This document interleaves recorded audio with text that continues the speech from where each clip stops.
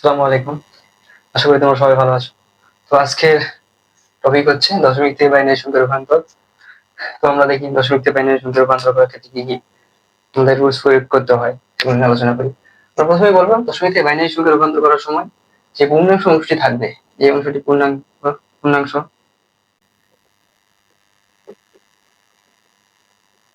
এই পূর্ণাংশকে আমরা সবসময় 2 দিয়ে ভাগ দেবো, অর্থাৎ যতক্ষণ পর্যন্ত এই পূর্ণাংশটির ভাগশেষ 0 না আসতেছে আমরা 2 দিয়ে ভাগ করতে থাকবো। তো আমরা লিখি পূর্ণাংশ পূর্ণাংশ আমরা কত দিয়ে? 2 দিয়ে। 2 দিয়ে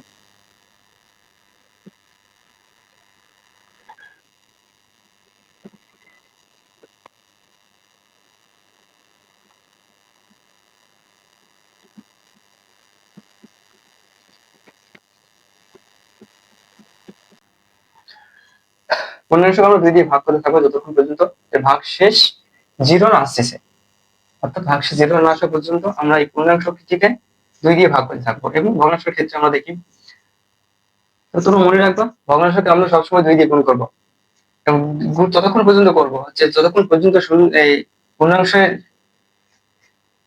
যতক্ষণ পর্যন্ত পূর্ণাংশ 0 থেকে 1 এ পরিণত না হচ্ছে। আমরা এই পর্যন্ত আমরা সবসময় 2 দিয়ে গুণ করতে থাকবো।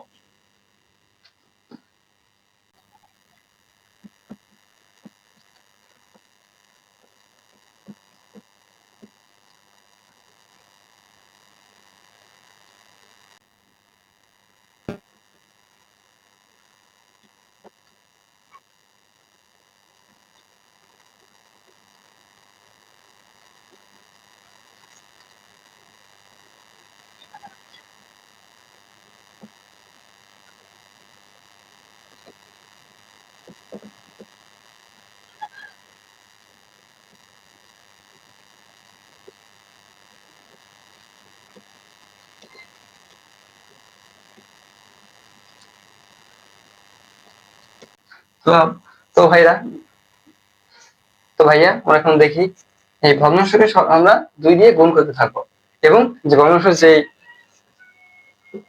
মানে পূর্ণাংশটি থাকবে সেখানে 0 আমরা সংরক্ষণ করতে থাকবো, এবং 0 আমরা যতক্ষণ যতক্ষণ পর্যন্ত সেই 0টি 1 পরিণত না হচ্ছে ততক্ষণ পর্যন্ত আমরা গুণ করতে থাকবো। তো আমরা দেখি রুল প্রয়োগ করি। 38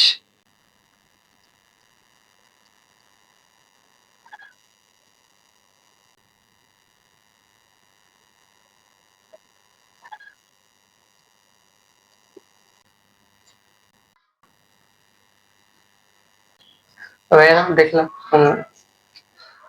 তো আমরা পূর্ণাংশকে ভাগ করে ফেললাম, 2 দিয়ে ভাগ দিয়েছি হচ্ছে 19। 19 যেহেতু আমরা 19 মিনিট হয়েছে, অবশিষ্ট থাকে না, এই জন্য আমরা 0 লিখলাম। তো দ্বিতীয়টি আমরা ভাগ দিলাম, 19 কে 2 দিয়ে ভাগ দিলাম হয় 18। 18 পরে এই সংখ্যাটি আছে 19, তো আমরা 1 লিখলাম। এইভাবে আমরা মানে পূর্ণাংশের ভাগটি শেষ করলাম। এখন আমরা ভগ্নাংশটি করে ফেলি। 5 2 দিয়ে গুণ, 5 2 10, 20, 40।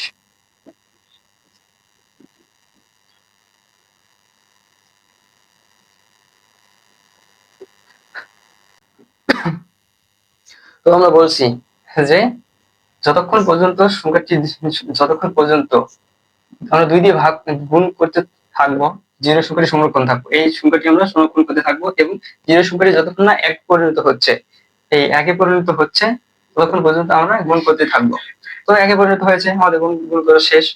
আরেকটা জিনিস মনে রাখবে তোমরা, সেটি হচ্ছে ভগ্নাংশ লেখার ক্ষেত্রে সবসময় উপর থেকে লিখতে হয়, এবং এবং পূর্ণাংশ লেখার ক্ষেত্রে বাইনারি লেখার ক্ষেত্রে নিচ থেকে উপরে লিখতে হয়। তো আমরা লিখি, এর উত্তরটি আমরা লিখি।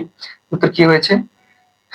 1 0 0 1 1 0, এবং ভগ্নাংশ হয়েছে 0 0 0 0 1 0 0 0 0 1। এই হচ্ছে বাইনারি রূপান্তর। আমরা কি করলাম? দশমিক থেকে বাইনারি রূপান্তর, অর্থাৎ দশমিক থেকে বাইনারি রূপান্তরের ক্ষেত্রে এই রুলসটি ফলো করবা তোমরা। অ্যান্সার। তো দেখা হচ্ছে নেক্সট কোনো ভিডিওতে। আর আমরা এর পরবর্তী ভিডিওতে শিখবো দশমিক থেকে অক্টাল। দশমিক থেকে দশমিক থেকে অক্টাল। এর পরবর্তী ভিডিওতে আমরা শিখবো দশমিক থেকে অক্টাল সংখ্যা, অর্থাৎ দশমিক থেকে অক্টাল সংখ্যায় রূপান্তর। তো দেখা হচ্ছে নেক্সট ভিডিওতে। তোমরা সুস্থ থেকো, ভালো থেকো, আল্লাহ হাফেজ।